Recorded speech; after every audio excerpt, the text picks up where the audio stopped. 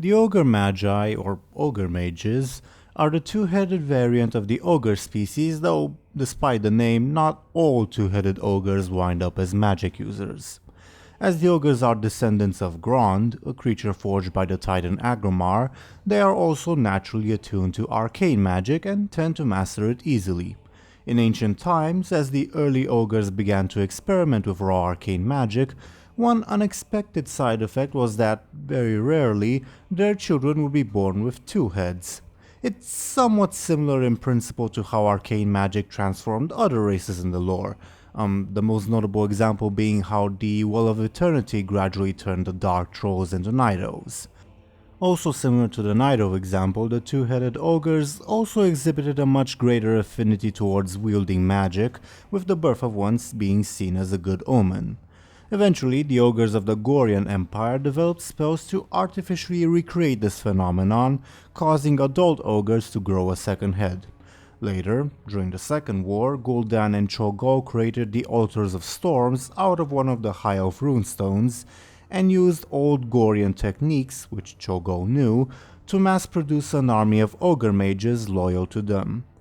Now, the history of the Ogre Mages has gone through a few soft retcons.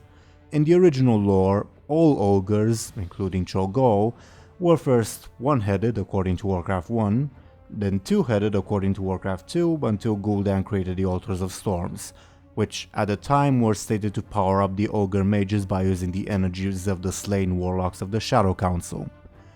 Later on, it was clarified that the majority of ogres were one-headed, though two-headed ogres also existed naturally, one such example actually being Cho'gall himself, only that they were very rare before Gul'dan's transformation.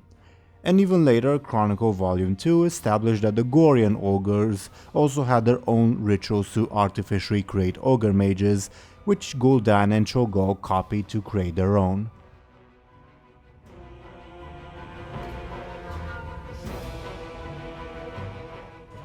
Two-headed ogres are supposed to be much more intelligent than their one-headed counterparts.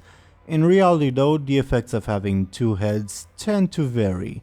The most stereotypical and egregious examples, such as Warbringer Omrog, imply that the two heads just tend to argue and cause havoc, sometimes leaving the body unable to function adequately. On the opposite end of the spectrum, there are cases such as Imperator Margok, where there isn't even a difference in identity between the two heads, and they function in complete synchronicity. In Imperator Margok's case, it's stated that the two heads collaborate much like two legs should, granting him the ability to shift his focus and thoughts to multiple items at once, and having a greatly increased intelligence. Now, most two-headed ogres fall in between these two extreme cases, with each head having its own thoughts and personality, often each making up one half of the full name of the ogre, but still maintaining enough unity and cohesion to function as an individual.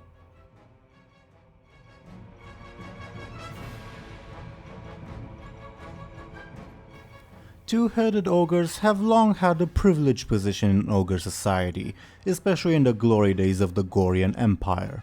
As I mentioned before, the birth of one was seen as a good omen even among the fairly irreverent and agnostic, for lack of a better term, Goryeo ogres. More so, at least in Hymo, any two-headed ogre was to enjoy a life of privilege and tutelage at the hands of the most talented ogre sorcerers of the empire. Though, given the backstabbing nature of Goryeo politics, this did not automatically mean that they would become an integrated part of the aristocracy. In addition, while it's been stated that the Goryeo and Hymo imperators formed a long line of sorcerer kings, the Imperator was not necessarily a two-headed ogre mage themselves. For instance, Imperator Margok's predecessor was a one-headed ogre.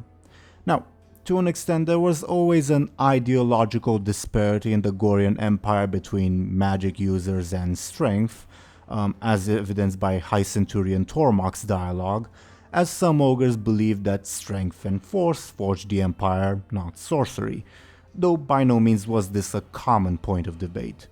As the Goryeo Empire later fell at the hands of the Horde and ogre civilization decayed and regressed, Ogre mages were more so delegated to advisory roles, while the main leadership of an ogre clan tended to be in the hands of a powerful warrior, usually one-headed. Due to their rarity and power, they still often hold high-ranking positions in their clans, and on two partially retconned occasions, Ogre Magi have even come to lead orc clans, Cho'gall with the Twilight's Hammer and Mulgore with the Laughing Skull, or achieve very high-ranking positions in the Shadow Council, such as Cho'gall again or Blackheart.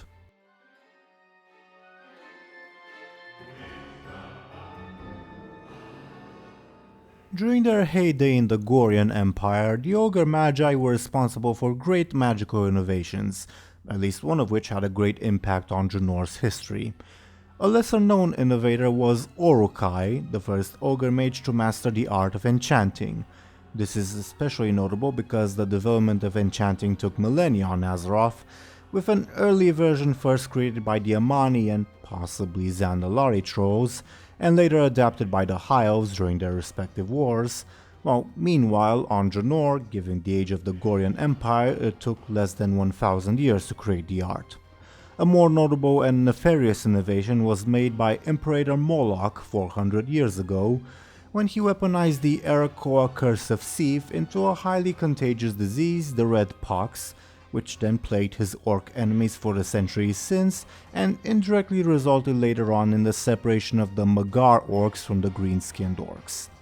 A more recent innovation, possibly one confined to the alternate Draenor and not to the main timeline, were the magic breakers of Imperator Margok.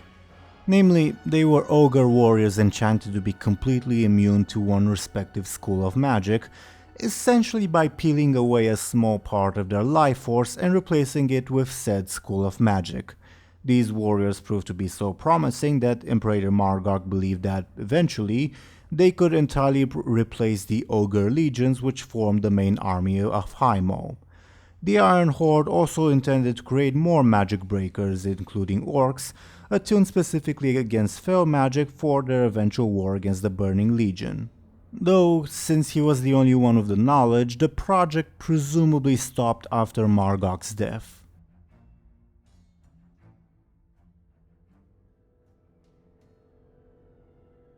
While most of the ogres of Outland, following the fall of the Goryeo Empire and of the Old Horde, wound up as subjects of the Gron of Blade's Edge Mountains, a group of Ogre Magi managed to escape their domination.